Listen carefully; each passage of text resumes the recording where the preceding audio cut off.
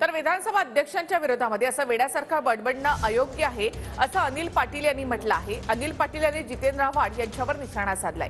काहींकडे वेड्यासारखं बडबड करण्याचं काम सोपवण्यात आलंय अशी टीकाही त्यांनी केली।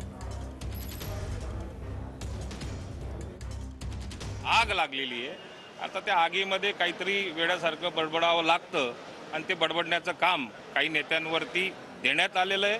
ती आग कशी जास्तीत जास्त वाढेल हाच त्यांचा प्रयत्न असणार आहे।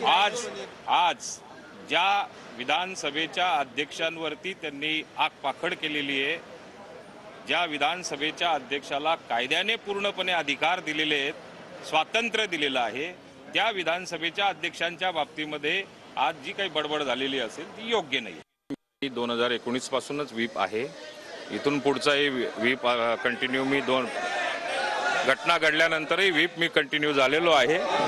त्याच्यामुळे त्या ठिकाणी व्हीपचं उल्लंघन ज्यांना आम्ही डिस्क्वालिफाईड करण्यासाठी पिटिशन दाखल केलेलं आहे त्या बाबतीमध्ये तो झालेला नाही हे आढळतं।